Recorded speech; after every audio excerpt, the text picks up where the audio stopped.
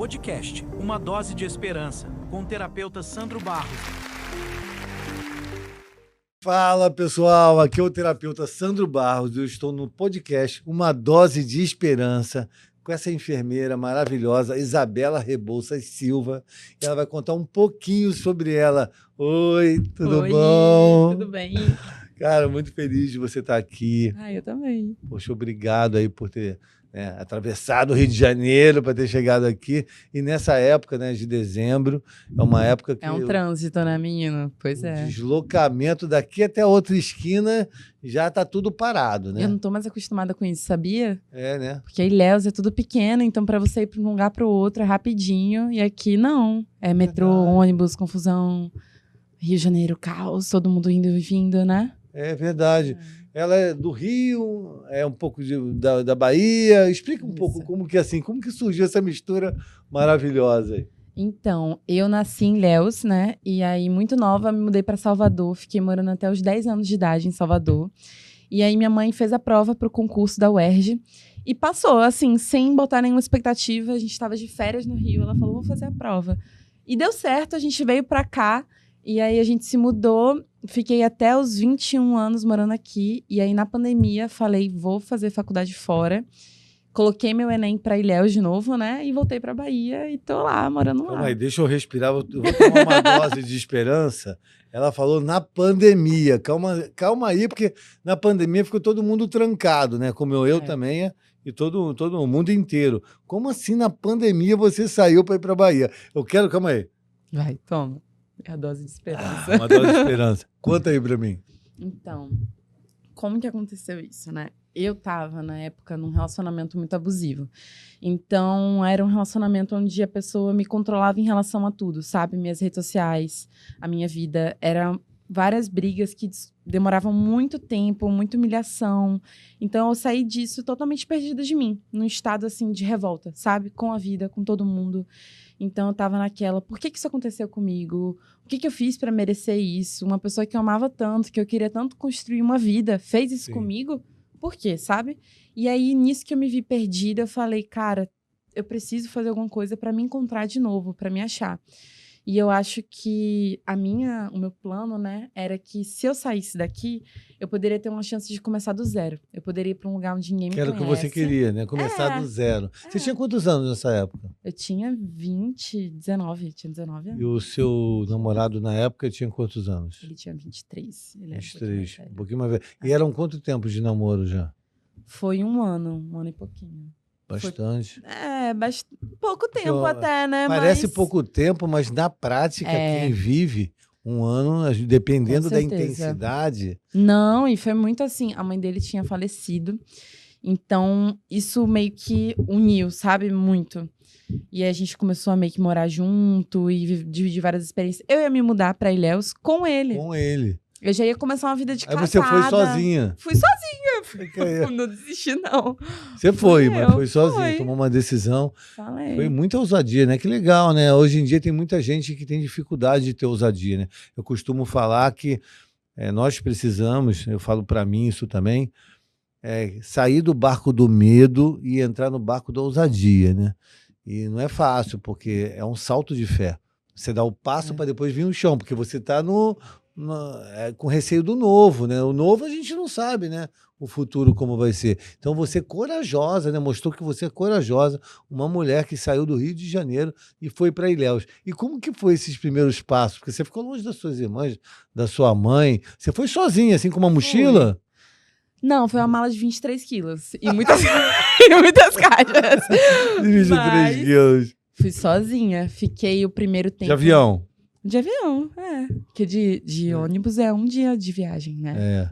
Fui de avião e aí cheguei lá, era a casa do meu avô, a casa onde minha mãe foi criada. E ainda tinha isso, era um casarão. Tinha esses laços afetivos, né? Legal. E meu avô faleceu na casa, menino. E eu mesmo? ficava lá, às vezes, naquele estado de ansiedade, né? Quando a pessoa tá com a cabeça meio assim. O que eu fiz, né? Assim. Eu ficava assim, meu Deus, eu tô aqui na Bahia sozinha, sem família, sem nada. O que eu tô fazendo na minha vida? Mas foi a melhor decisão que eu poderia ter tomado na minha vida. Não, e depois que você chegou, você foi colocando a cabeça no lugar, e aí você começou a pensar o que você ia fazer, E aí, como que foi que surgiu a enfermagem, né? Porque aqui no Rio você não trabalhava, né? Não. Eu tinha Enfermeira. acabado de sair do ensino médio. E aí eu fiz o Enem na pandemia. Eu ia pra lá pra fazer medicina, né? Porque a nota de corte era um pouco mais baixa do que no Rio.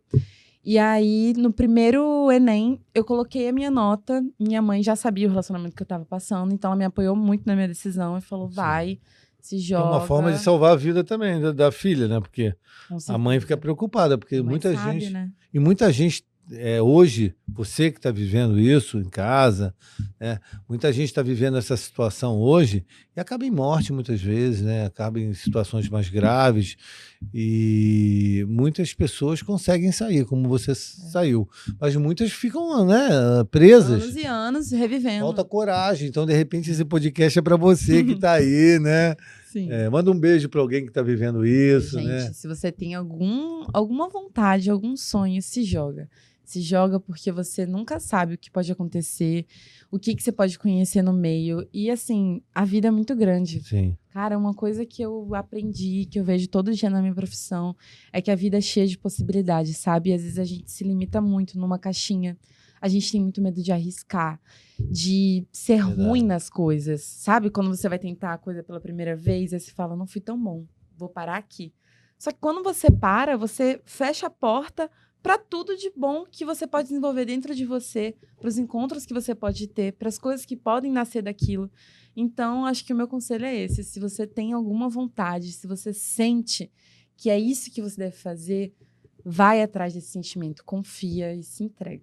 Muito interessante o que você falou, que quando você para, você tranca a porta da evolução. Isso aconteceu comigo também, né?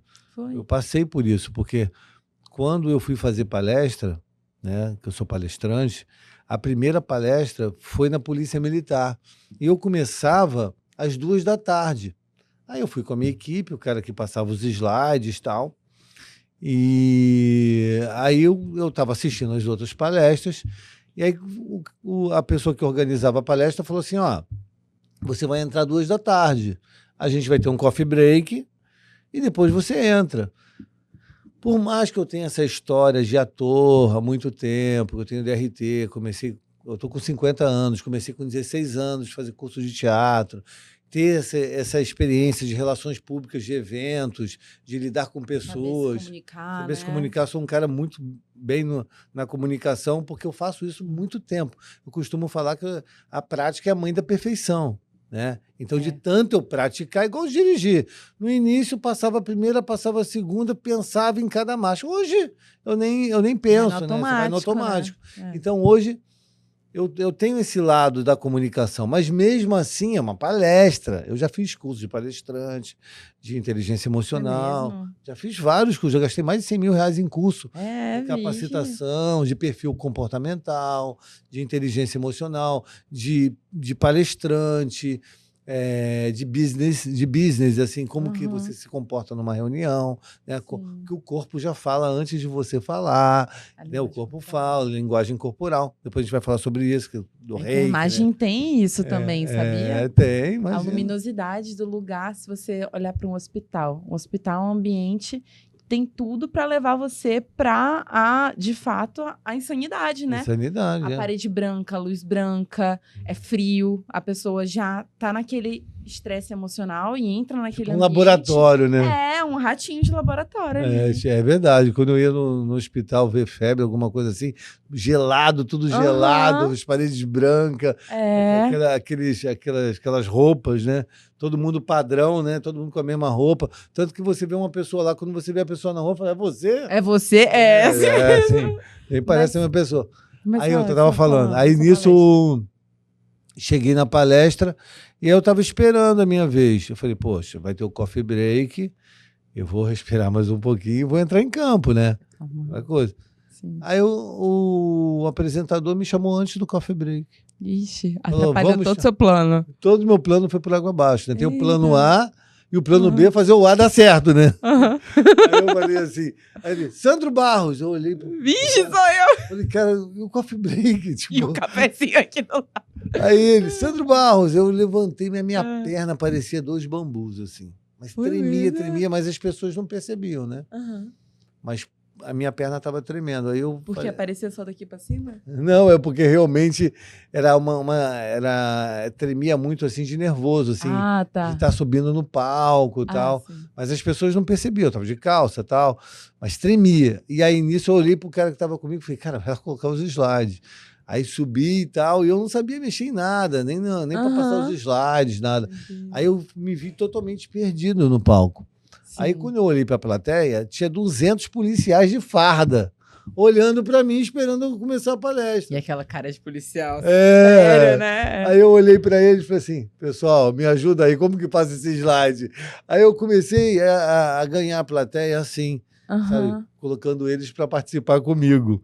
Eu falei, ó, eu juro, eu nunca peguei nesse controle, cara. Eu não sei nem mexer nesses slides. Como que é? O pessoal, peça à direita, peça à esquerda, vai lá. Aham. Eita.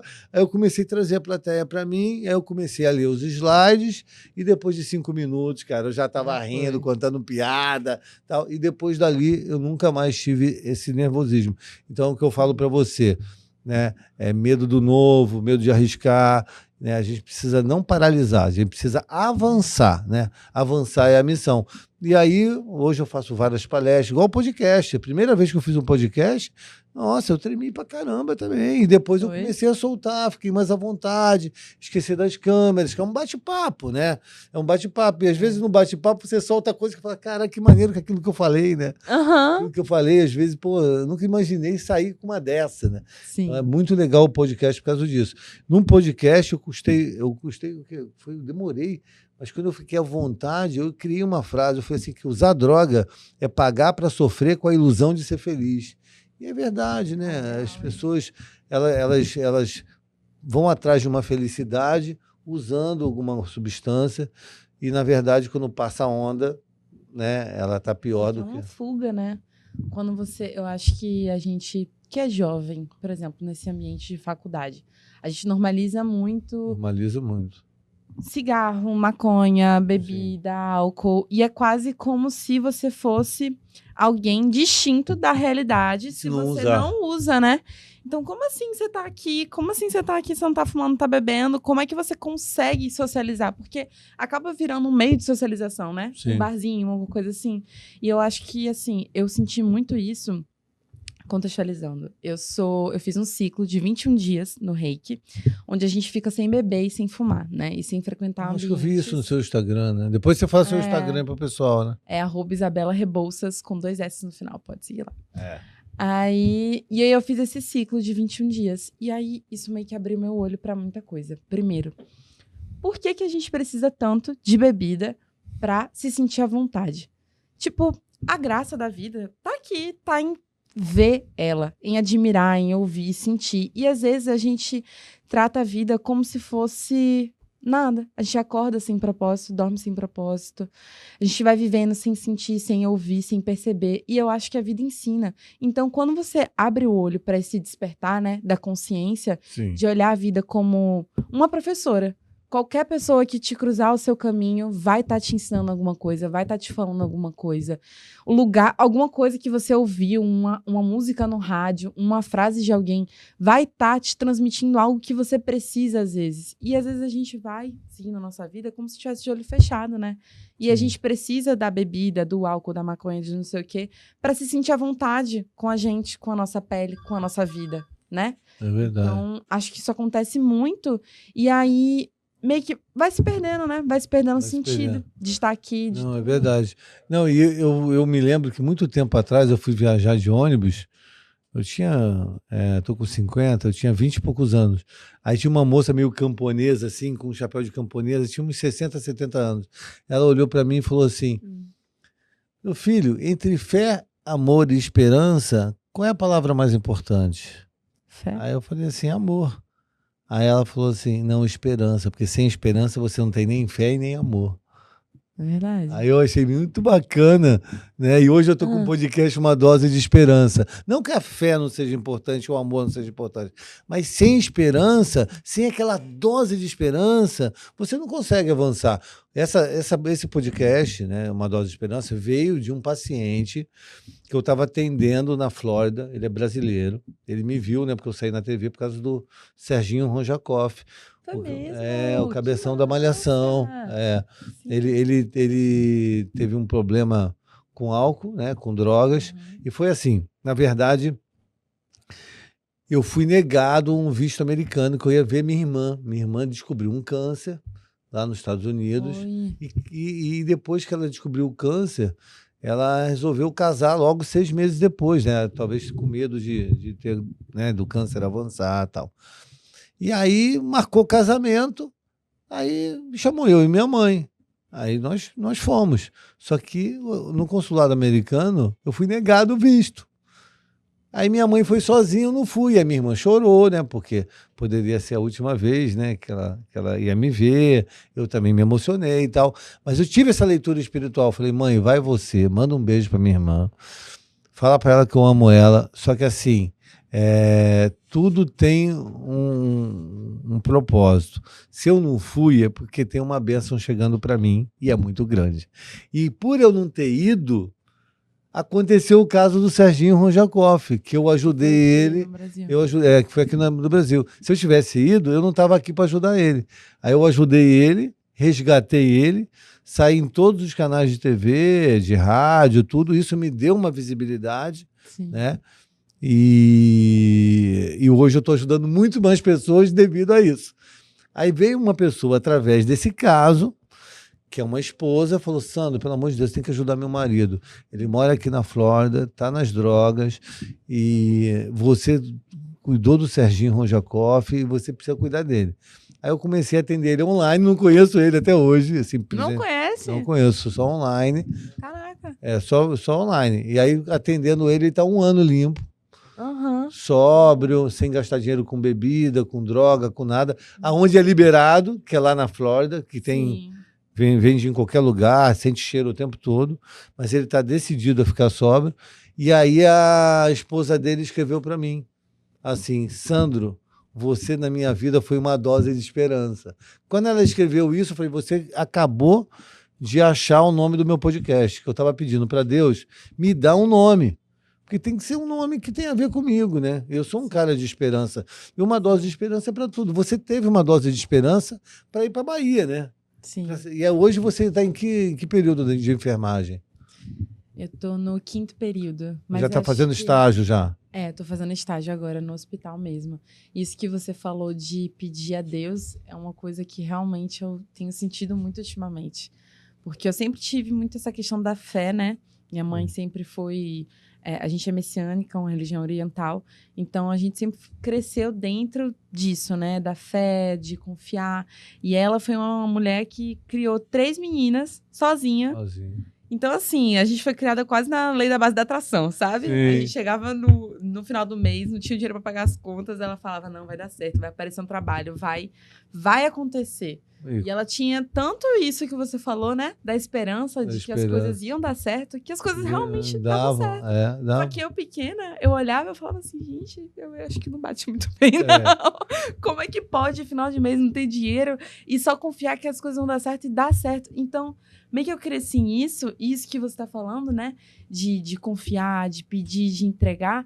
É realmente, acho que quando a gente não tem essa fé, é muito difícil falar isso pra pessoa e a pessoa aceitar. Verdade. Sabe? Só que quando você começa a fazer esse exercício de vou entregar mais, porque às vezes a gente reza, pede a Deus pra cuide do nosso problema, Sim. mas não dá nem tempo de Deus resolver, já pega o problema de volta Sim. e já tá aqui se preocupando, meu Deus, isso e aquilo, isso aqui, vou planejar. Só que quando a gente entrega verdadeiramente, confia e coloca a nossa fé absoluta de que as coisas vão acontecer, de que as coisas, tudo que acontecer, seja bom, seja ruim, tá no plano, tá em outro plano, tá no plano divino, a gente confia, né? Sua mãe teve fé, né? Teve fé.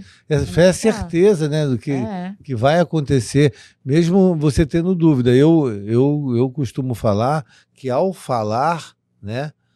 Ao falar, você já está criando uma atmosfera para dar certo.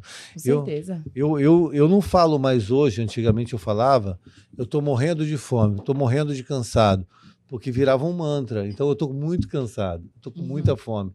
É o meu último mergulho, não falo. Mais um mergulho. Eu tenho o maior cuidado, porque eu sei que o universo tem ouvidos, eles entendem, né, o que a gente fala. E eu tenho que ter essa responsabilidade, né? Com o que sai da minha boca. A né? força da palavra, A né? força da palavra. É muito importante isso. E muita gente vai repetindo o que os outros estão falando, né? E acaba reproduzindo algo que não quer para a nossa vida. Eu fui na peça do Sérgio Malandro, que, poxa, ele é meu amigão, cara. Um beijo, Sérgio. Um beijo para sua mãe. Eu fui lá na peça dele e ele falou a diferença de problema e obstáculo. Qual que é? Problema é quando a pessoa está no hospital, você é enfermeira, você sabe disso. A pessoa está em estado terminal, ou a pessoa perdeu uma perna, essa pessoa está com problema. Agora, o obstáculo é coisas da vida. Tem que comprar um celular novo, consertar o carro. Esses são obstáculos, né? Então, é agradecer mais, reclamar menos, porque o universo dá mais do mesmo, né? Então, se você ficar reclamando, você vai receber aquilo, entendeu? E como que é essa sua experiência do reiki da yoga? Eu vi umas fotos.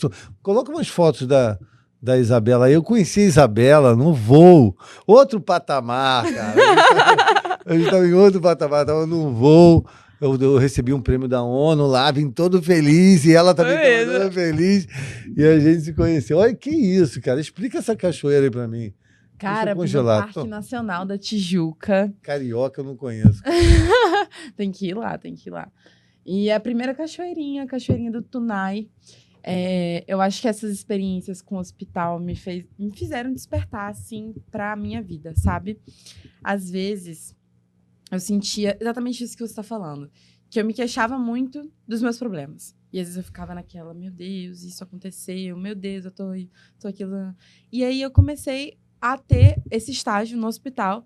E eu comecei a ver, de fato, o que é a morte. O que é a morte, o que é a doença. Viu de perto, né? Vi de perto. Cara, eu preparei um corpo depois de morrer. Logo depois. E é meio chocante, porque você entrar numa sala, é uma sala que a gente chama de sala amarela. E é a sala de urgência, né? Então, os pacientes, eles estão desacordados ou inconscientes. Então, é uma sala onde tudo precisa ser feito muito rápido. E é uma sala onde tem muitos pacientes que ficam em queda, né? Então, a gente está fazendo curativo em um, curativo em outro, aquela falta de suprimento e tudo mais. E naquela correria do dia a dia. E aí, ao mesmo tempo que você está fazendo um trabalho, né? De curativo, de banho no leito e tudo mais, você fica observando o monitor de outros pacientes. E aquele paciente ele já estava com o quadro bem oscilando. E aí a técnica ela tinha falado, olha, ele vai cair, né? Porque a gente fica falando... Cair é morrer, né? É isso. Que quando a saturação, quando a oxigenação vai alterando. E aí a gente estava fazendo um outro curativo de um paciente com uma úlcera muito grave. E aí o paciente morreu. A gente faz, depois que ele morre, né, o preparo do corpo pós-óbito, porque começa a sair vários líquidos, né, pelo nariz, pela boca. Depois do falecimento. Depois do falecimento. Então, a gente faz o tamponamento, que é colocar bastante algodão e colocar a pessoa num saco, né, que vai pro necrotério, com a identificação. E aquele momento, meio que abriu muita coisa pra mim, porque Quantas coisas a gente vive e não se dá conta disso, né? Não, e pensar que você vai terminar ali. Porque essa é a verdade. A gente foge dessa verdade, mas a gente vai terminar. É um ciclo, né? Nasceu, cresceu, amadureceu e Só que morreu. a gente tá aqui vivendo meio que num piloto automático, sem saber, sem nem é que saber, é perceber que a morte, que a doença, é meio até triste falar disso, mas eu acho que tem um lado bom também. Saber que elas estão ali. Tem um fim, né? Porque quando você sabe que tem um fim, você começa a dar valor para o que tá agora. É para o que tá vivo. É verdade. Porque quando eu escrevi naquela etiqueta que eu coloquei no peito dele, que era data de nascimento e óbito e o nome, né? Quando eu escrevi aquilo ali, eu pensei, cara, um dia vai estar aqui o meu nome, a minha data de nascimento e a minha data de óbito. E morrer, eu sei que eu vou morrer, mas tem que ter algum sentido. Essa vida, esse momento agora que eu tô aqui, tem que haver algum sentido. Sim. Porque eu não quero só ser um nome, eu não quero só ser uma data de falecimento. O que eu vou deixar quando eu sair daqui? Melhor do que viver a vida é se sentir vivo. Se sentir vivo. Né? Por que a gente está aqui, né? Para levar a mensagem para a pessoa que está assistindo e levar fé, esperança e amor. Imagina se uma pessoa que está assistindo já muda de vida e fala, não, eu vou seguir, eu vou ser usada, eu vou fazer o que precisa ser feito, vou sair desse medo, dessas grades emocionais, né? O que isso significa pra gente? Entendeu? É tudo que a gente está passando aqui, que é a nossa mensagem, né? De fé, de esperança, que você deu um salto, pô, você nova, com relacionamento abusivo no Rio de Janeiro, foi para Bahia, sozinha, com laços afetivos da casa lá, entrou num período de enfermagem, estudar, né? Então, assim, o que mais você encontrou lá quando você foi para lá, assim que te marcou, assim? Você falou assim, não, essa aí eu nunca vou esquecer. Conheceu alguma tribo indígena? Você tem uma descendência indígena? Então, meu pai, eu não tenho muito contato, né, com minha parte de pai, mas a minha bisavó era indígena, a minha avó também tem um pouco disso, né? Ela trabalhava com um serviço de curandeira, então muito desse conhecimento Enfermagem, curandeira. Você vê que tá na enfermagem, família, curandeira. né? Tá aí. E aí ela tinha muito esse conhecimento das plantas medicinais, né? Dessa parte da medicina natural. E aí, trabalhando na enfermagem, na faculdade, a gente já fez algumas visitas também a aldeias indígenas, né? Para saber... Na verdade, foi uma aldeia indígena em Olivença, nos Tupinambás de Olivença. E aí, para saber como era o mecanismo de organização, né, do modelo de saúde ali. E é uma coisa muito interessante, porque eu acho que às vezes a gente se prende tanto a essa ideia, né, do método científico, da aprovação científica, mas existe uma ancestralidade gigante, um conhecimento que é absurdo. De plantas, de métodos naturais, de fato, que funcionam, que tem... Que quebra até um diagnóstico. Que quebra diagnósticos e são maneiras complementares, sabe? O diagnóstico não é sentença, né? Não é de jeito nenhum. E, assim, eu acho que, ultimamente, a enfermagem, as áreas da saúde têm se voltado muito para entender essa parte mais social, né? Dessas medicinas alternativas também. Porque a gente entende que essa visão biomédica de, né, entender a pessoa só como uma doença, só como uma consequência da sintomatologia, é muito raso para entender as doenças, principalmente as doenças mentais. Sim. Então, a gente precisa da antropologia, a gente precisa da epidemiologia, de outras ciências para complementar essa visão, Esse né? todo, né? Da cultura. O que é a cultura? O que é a sociedade? Como aquela pessoa, aquele meio que a pessoa cresceu, se desenvolveu, vai influenciar na forma como ela sente dor, na forma como ela percebe o mundo, na forma como ela interage com o mundo, né? Porque a pessoa ela não vai só receber o cuidado, o tratamento. Ela é ativa nesse tratamento. Não adianta nada um médico passar um tratamento, a paciente falar assim, esse médico nem me olhou no meu rosto, nem olhou na minha cara. Eu não vou fazer o que esse médico tá falando, não. Esse médico não tá nem se portando comigo. E vai pra casa, toma o chá dela, toma o negócio dela e sai com aquela... Entendeu? Sim. Então, a gente precisa usar dessas outras ciências para se aproximar e poder estar ali fazendo, né, a saúde, de fato, tá entregando isso. E eu acho que você entende isso, que você Não, sim, eu trabalho com isso. Eu, na época da pandemia, não sei se eu te falei, eu ficava ligando para 3 pessoas por dia para saber como a pessoa estava, tudo. E a pessoa nem lembrava de mim. Eu falo, não importa onde a gente se conheceu, o que importa é que seu nome está na minha agenda. Então eu te conheci de alguma forma. Uhum. E eu quero saber como você está, se você está com fome, se você está sozinho. Então eu peguei muitos casos assim, que pessoas querendo se suicidar, pessoas que acabaram de perder alguém. Porque a pandemia foi algo assim que machucou muito, né, o ser humano. As crianças não iam para a escola, os casais conviviam mais tempo do que conviviam antes e teve algumas consequências por causa disso, né?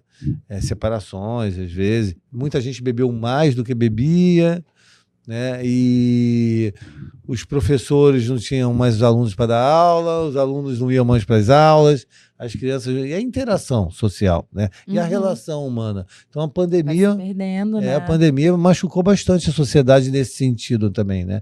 E foi... um desafio para todo mundo. Me lembro que eu não saí nem de casa, eu não ia nem na lixeira. É mesmo?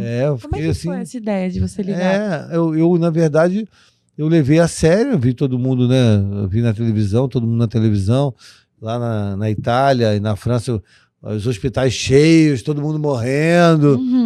E aí ninguém saía de casa, né? Então eu comecei a estudar. Teve um lado positivo, eu estudei mais, tirei nota mais alta, né, na faculdade. A faculdade de psicologia foi aceita online, porque não era aceita. Foi aceita. Ou parava a faculdade ou a gente continuava online. Aí começou a ter aula online, eu continuei fazendo a faculdade online e eu estudava mais tempo, né? Porque eu tinha que ocupar meu tempo, senão eu ia enlouquecer, né? Alguma coisa. Você viu aquele filme O Náufrago, com a bola do Wilson? Aham. Então, eu tinha que criar um Wilson. Eu tinha que criar um Wilson, né? Sim. E quando eu comecei a atender, eu colocava um travesseiro. É mesmo? Eu colocava... Como assim? Tipo, na sua frente? Pra É. você ir imaginando que era alguém? Colocava o nome de Wilson, botava o travesseiro. Você fez o seu Wilson, Eu fiz então. o meu Wilson. Eu disse, Wilson, senta aí, vamos fazer terapia. Como você tá hoje, que tal? Pra perder o medo de... Treinando, né? Treinando, entendeu? Pra na hora que eu tiver com o paciente, Você já eu estar mais à saber. vontade e tal. Mas tudo no início me dava um nervosinho, um friozinho na barriga. Primeira live, o primeiro podcast, a primeira Falar com palestra. câmera é muito difícil, né? É desafiador mesmo, é desafiador. E a yoga te ajuda na respiração, assim, de você lidar, de você... Com certeza. Tudo é respiração. Se A você mente vê- acelerada. A mente acelerada. Ansiedade.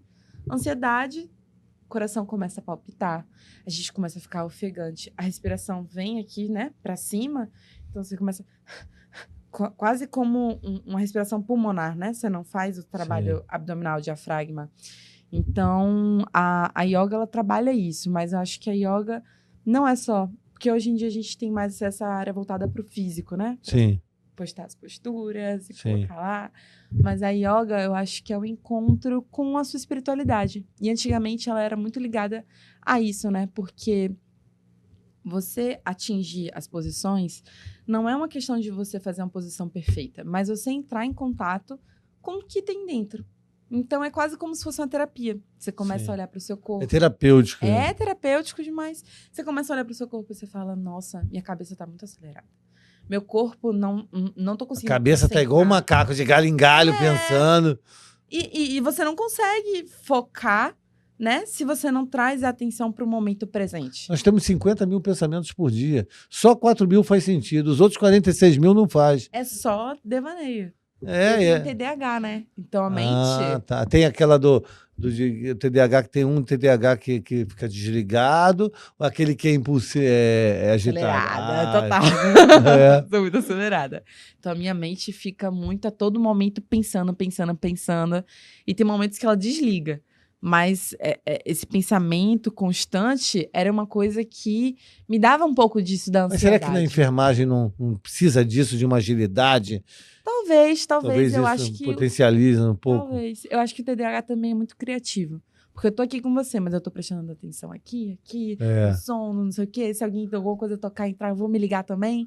Então, eu acho que o TDAH tem as suas qualidades também. Ah, tem o lado bom, né? Tem. E Ah, a que criatividade bacana. também. Você pega tudo no ar. E afinal, você tá morando aonde? E você vai pra onde? E como que tá aí? A outra, vida, né? Como que tá? Então, eu tô... Tá solteira? Tô solteira. Ah, mas agora não sei se eu tô você- muito pra negócio, não. Hã? Eu não sei se eu tô muito pra negócio, não. Porque... Mas você saiu de um relacionamento abusivo, né? Depois, Ah, mas faz tempo já. 2 anos. faz 2 anos? É. Já tá cicatrizou? Minha filha, já morei junto de novo, já quase Ah, casei, já aconteceram muitas coisas. Muita coisa. Ó, o que aconteceu nos últimos anos, que tem acontecido, né? Eu saí, né, fui pra lá na pandemia, tudo mais, fiquei esse tempo sozinha. Só que eu sempre fui uma pessoa, assim, viciada em amar. Ia me jogando no amor, naquela... Gostava muito de estar na paixão, né? Sim, Hoje em dia, eu acho que eu reconheço isso como uma fuga. sim. Porque você acaba querendo projetar muito no outro, né? Procurar no outro. Aí olha menos pra você, aí, de Não repente... desenvolve as coisas que tem em você, vai se metendo em relacionamento, atrás de relacionamento, não para pra ficar sozinho, Sim. que acaba sendo um pouco Você tá disso. quanto tempo sozinha? Eu tô, cara, 1 ano e pouco, Sozinha. sozinha. Sem Sozinha relacionamento. Sem relacionamento. Pois é. E morando na Bahia. Morando na Bahia. E veio passar o Natal, o Ano Novo. Ah, tem uns romancezinhos, assim, de férias, né? Mas nada assim. Eu Aí você quis veio pro ficar Rio sozinha. Aí você veio pro Rio para ver a família e tal, e vai voltar pra Bahia. Foi. Porque você estuda lá, né? Eu estudo lá. Não é online, não, é presencial. Não, é presencial mesmo. Eu estudo na UESC, que é a Universidade Estadual de Santa Cruz. Aí você volta dia 5 de janeiro, né? Você falou hoje. Não. Vou pra Chapada Diamantina. Cara, eu acho que eu não Salvador. conheço Chapada. Não conhece? Acho que eu não conheço. Vai. Sóbrio eu sei que eu não conheço. Mas Ah. doidão, acho que de repente eu fui. É mesmo? Eu não lembro, mas... Você usava? Usar aí, rapaz. Conta Pô, aí. tudo, pô. É mesmo? É. Rapaz. Eu usava... Foi assim que você... foi assim, Eu usei 20 anos, dos 17 aos 37, todas as drogas que você pode imaginar, né? Comecei com a bebida, depois foi a maconha, a cocaína, o êxtase, o ácido e fui embora. Tive 3 overdoses, quase morri, né? Sério? Você que é enfermeira sabe como que é overdose, né? Chamei a ambulância para mim mesmo. Nunca vi uma verdade. Imagina. 3 overdoses e pensei em suicídio. Quase que de fato me suicidei, mas eu tive um despertar. Eu fiz a técnica do espelho sem saber. Hoje eu sei que existe a técnica do espelho. Eu fui na frente do espelho e tive um diálogo interno comigo mesmo, entendeu? Qual foi, Eu Diego? olhei para mim e falei, Sandro, você tá com o pé na cova. E você precisa decidir agora. Ou você vive ou você morre. Aí eu tentei dialogar comigo, eu tentei argumentar comigo mesmo, mas eu falava comigo. Falava, não, é agora. Você quer viver ou você quer morrer? Se quiser morrer, continua do jeito que está. Se quiser viver, tem que parar com tudo agora. Mas tudo não. Eu vou continuar com isso, vou continuar com... Não, tudo. Tudo. Cigarro, cocaína, maconha, tudo. Um abismo leva a outro abismo. E aí eu dei um all-in, né? Como que se fala no jogo, né? Eu dei uma voadora emocional em mim mesmo, né? Podemos dizer isso. E aí eu tomei uma decisão. O sucesso é uma decisão. Viva quem viver, morra quem morrer, que eu ia ser o cara mais sóbrio do planeta. E eu tô há 13 anos sóbrio. Cara, que incrível! E eu nunca tomei remédio, nunca fui internado e nunca recaí. Então, de 100%, 3% consegue, 97% não.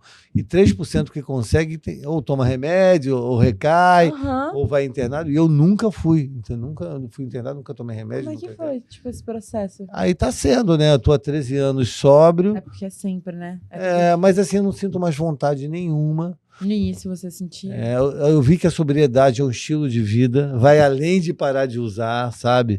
Eu coloquei a sobriedade e a positividade como 2 pilares da minha vida, né? Se você colocar assim 10 milhões de dólares e a sobriedade, eu vou na sobriedade. Vamos ali viajar com o Brad Pitt, a sobriedade. Sobriedade. Vamos ali de avião para Dubai com tudo pago durante um mês. Sobriedade. Então, assim, é inegociável.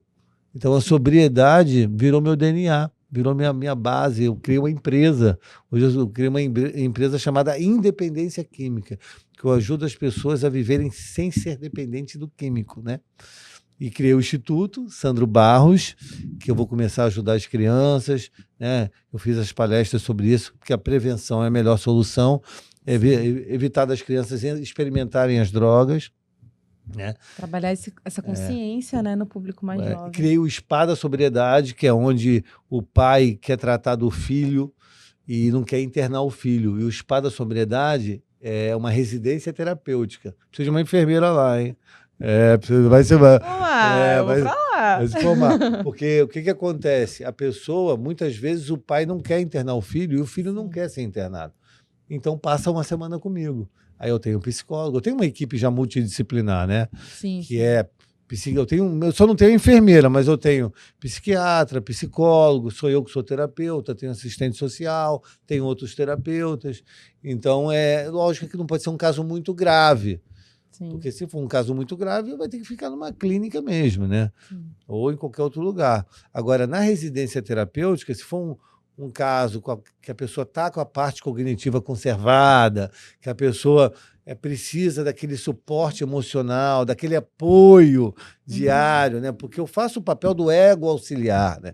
Então, assim, o meu trabalho de ego auxiliar é o seguinte, eu sou acompanhante terapêutico, então eu pego a pessoa e levo para o shopping, levo para a praia, entendi. levo para o vôlei. Né? Eu sou assim, tipo...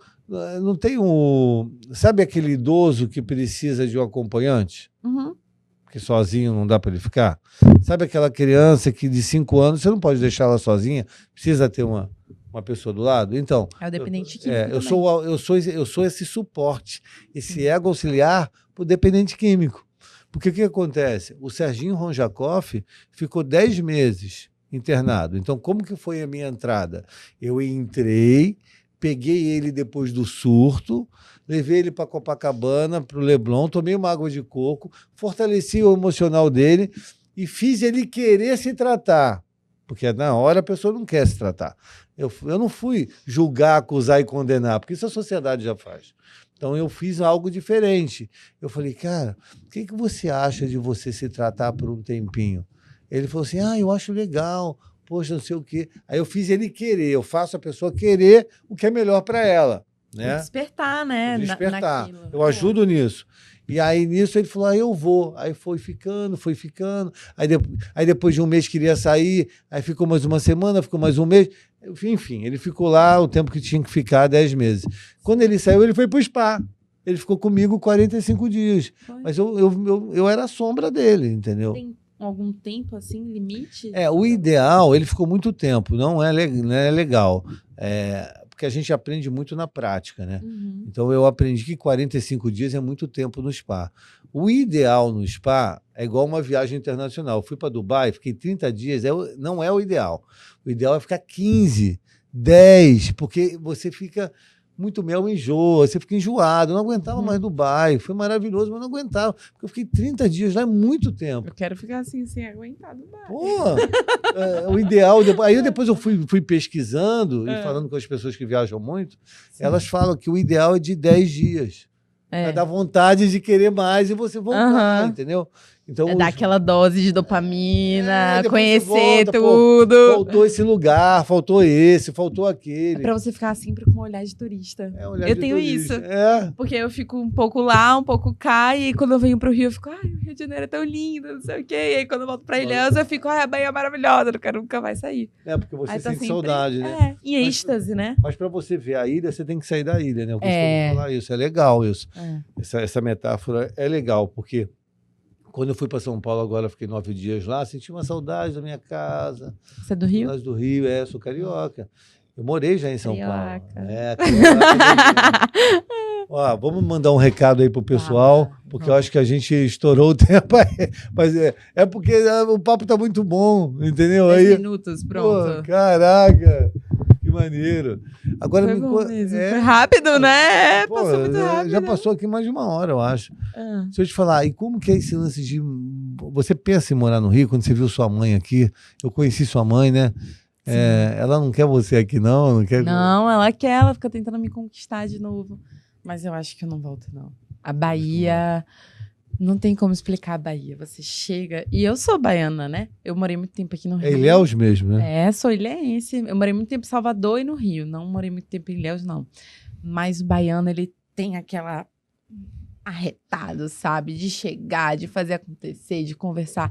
As pessoas se veem na rua. Cara, é uma coisa totalmente diferente do Rio. Aqui tá todo mundo correndo, né? Correndo, resolvendo alguma coisa. Tem que pegar metrô, tem que pegar não sei o quê, tem trânsito, blá, blá, blá. E lá não. Lá você vai, pelo menos em Ilhéus, né?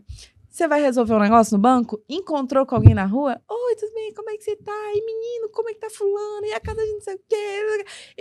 E aí tanto papo acontece, tanta coisa acontece, que o que você tem que resolver? Aí vai resolver amanhã, não sei o quê. Aí no início eu fiquei assim, gente... Resolve amanhã.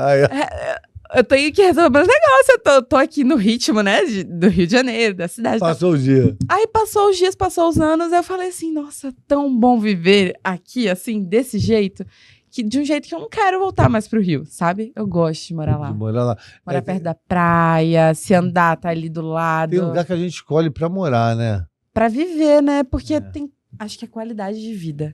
Você tá num lugar onde você se sente tranquilo. E você faz esporte lá? Faço. Cadê a foto dela, academia, meu Deus do céu? Yoga. Caraca, eu já ia fechar o negócio assim. Já lutei jiu-jitsu, já fiz um bocado de coisa. É mesmo? Você sabe lutar? Sei lutar. Eu era gordinha aqui, ó. Eu pesava, foi quando eu saí do meu relacionamento, né? Aqui você estava no relacionamento abusivo, né? Tava. Angústia, E aí era sobrepeso, que eu tinha muita compulsão alimentar. A doença da compulsão, meu Deus do céu. Comia desesperada, sabe? Ansiedade. Numa ansiedade também. E assim, ter saído disso aqui pra mim foi uma das... Porque não é só o exercício, né? Não é só a alimentação. É a forma como você enfrenta os desafios, como você tira de onde você acha que nem treina todo dia. Treino todo dia. Constância, Sou viciada em né? academia. Aham. Constância, disciplina. Mas é Quanto pela tempo cabeça, sabia? É, né? É muito mais pela A mente, cabeça. foco, né? Cara, você tá ali, aí você faz 8 repetições. Aí você se força a fazer 10, a fazer 12. Você vê que você consegue. No outro dia você consegue melhor ainda do que você fez no dia anterior. E você vai falando pra sua vida, cara, apareceu um obstáculo, mas eu consigo. Eu consigo lidar. Sabe, a mente vai começando a enxergar de um outro jeito Sim. que eu acho que não é o físico mais. Então, e o esporte libera dopamina, serotonina. Libera. É muito Ajuda no importante. sono, ajuda na qualidade de vida, É. ajuda a neurocircuitaria, né? É, A funcionar melhor. Então, É. Eu costumo falar que numa clínica de tratamento, eles trabalham 3 pilares, né? O sono, que tem uma função reparadora, o esporte, que libera dopamina, serotonina, né? E a alimentação, é né? E como que tá a alimentação. sua alimentação? Conheci ela comendo rúcula. Rúcula e ovo. Rúcula. E eu botando um bocado de mostarda ali por cima. Como que tá a sua alimentação? Quanto tempo foi aquela diferença lá? A diferença Você falou pouco foi tempo ali. de 1 ano e pouquinho. Assim, eu fui morar sozinha, né? Então, saí da casa de mãe com as regalias, Tudo na mão ali. Oxe, eu comia só abóbora e quiabo no início, porque eu só sabia cozinhar isso. Aí depois fui aprendendo e tal. Mas hoje em dia, como muito bem. Eu acho que eu como pra me sentir bem, sabe? Antes eu não podia, não aguentava. Cara, não aguentava subir um degrau, uma ruma de escada. Meu coração já ficava batendo. Sim. Eu não aguentava fazer as coisas que eu tinha vontade. Eu não tinha nem vontade, às vezes, né? De ir. Então, Sim. porque eu me sentia tão incomodada com o meu corpo, com a minha pele, da forma como eu tava. E aí, eu acho que hoje em dia eu me alimento bem porque eu gosto, sabe? Você não janta, né? Não janto. Janta? Janto como um pratão. É Mas mesmo? alface, Depois legume. passa a receita aí. Passa. É só comer muita fruta, muito legume, é tranquilo. Manda Juro outra pra você. foto aí. Tem mais alguma, não? Uma dose de esperança. Aí, na praia. Que Isso aí é a foi, praia Ilhéus? perto de casa, é. Lá perto de Caraca. casa. Aí eu faço isso, vou pra Você é no praia. hospital lá, né? Isso. Você trabalha como enfermeira, né? Ainda não trabalho, eu estagio, né? Eu sou Ah, estudante estágio, é. ainda. Não, mas tô falando, você pega a prática, né? Isso. Ai, que Ai, legal, eu né, adoro cara? cachoeira. Você parece estar tão feliz do que você faz, né? Eu tô muito realizada. Caramba, que Você vê legal. O que que- te motiva, assim? O que me motiva, Tá sempre feliz, assim. eu acho que assim, Você se encontrou, propósito, né? tá viva me motiva. Você encontrou seu propósito, assim. de vida. Encontrei o meu propósito, encontrei o meu sentido, sabe? Há um tempo atrás eu era meio perdida, não sabia o que eu queria, qual que era o meu rumo. Você é tão nova e encontrou o seu propósito. Eu queria ter encontrado meu propósito mais cedo, cara. Pô, eu encontrei. Demorou um pouco, mas eu Demorou. encontrei. Mas eu acho que é a jornada de cada um, sabe? As coisas É, acontecem muito Verdade. porque eu acho que você não encontra o seu propósito, assim. Ele que Eu te não encontra, sei. né? Eu não sei se eu encontrei meu Dizem propósito. que é isso, sabia? Que ele que te Mas encontra. É você que encontra todo falam mundo também. atrás do propósito. É ele que te acha. Eu acho que é meio que a vida é essa Você encontra caminhada, ele te né? acha, né? Atrás, correndo atrás do seu propósito. Porque o negócio é quando a gente Ele vive te- assim, ó, de olho fechado. Viveu assim, aí você vai passando as coisas, vão acontecer. Porque tem aquilo, né? Às vezes a gente não quer assumir uma responsabilidade sobre as coisas que estão acontecendo na nossa É vida. fugir, né? Por que isso aconteceu comigo? Eu não mereço isso. Só que quando você faz isso, você se isenta da possibilidade de mudar. É. E aí eu comecei a encarar as coisas, comecei a falar, por que eu agi assim dessa forma? Por que isso sempre acontece comigo? Pra quê? Não, o pra quê eu acho legal também. Às vezes eu fico assim, pra que eu falei isso? Pra que eu fiz isso? Pra quê? Aí eu falei isso pra uma amiga minha, falou, Sandro, eu tenho 50 anos, por que você não me avisou isso antes? Se eu descobrir esse pra quê aí com 20, eu teria evitado várias coisas da minha vida, porque se a gente se questiona, pra que eu vou viajar para aquele lugar? Pra que eu vou sair com aquela pessoa? Pra que eu vou lá fazer isso? Exatamente. É uma reflexão, né? Que às vezes não tenho. Você está indo, mas você de repente nem quer ir. Ou está indo por inércia. Conveniência, né? A gente tem medo de assumir. A gente, na verdade, Fugindo da gente. né? fugindo da gente, total. E esse negócio de se perguntar é justamente quê? a psicologia, né? É, Quando se você questionar. para falar assim, cara, por que eu tô fazendo as coisas que eu tô fazendo? Isso vai me levar aonde? Vai né? me levar aonde? Qual o motivo? Por que E aí, o que me guiou foi meio que isso, né? Eu vi tudo que aconteceu comigo no hospital, ter visto muita gente ali lutando, batalhando pela vida, me fez me perguntar isso. Por quê? Por que que eu tô acordando todo dia? Qual o motivo de eu Só estar? comer, dormir, sabe? Não tem, Qual que só é o isso. meio disso? Tudo bem que eu tenho que estudar, que eu tenho que lavar a casa, eu tenho que lavar banheiro, não sei o quê, eu tenho mil problemas, mas no meio disso eu não posso viver. Eu não posso parar e conversar com alguém. Eu não posso parar e olhar no olho de alguém. Sim. Eu não posso ver a vida, sentir Sim. ela. Isso aqui, a vida não é um prazer? Sim. Então acho que eu encontrei o meu prazer nisso, na Ai, vida. que show! Pessoal, ó, foi muito legal esse podcast, adorei. Vamos marcar outra? Bem, vamos com certeza. Vou lá para Ilhéus te ver lá. Muitas doses de esperança. Mas vamos Vamos brindar. brindar. Uma dose de esperança. Obrigada a você pelo convite, viu? Quando a gente compartilha, a gente está construindo conhecimento, né? É muito legal. E o ouvido mais próximo é o nosso. Aí um amigo meu perguntou, você sabe por que a panela de pressão não explode? Panela de pressão. Eu falei, por quê? Por causa da válvula de escape, né? É importante a gente colocar para fora. O furúnculo só para de doer depois que você espreme. Verdade. É porque você coloca para fora. Então tem muita gente dentro de casa, trancada dentro de si mesma, precisando colocar para fora.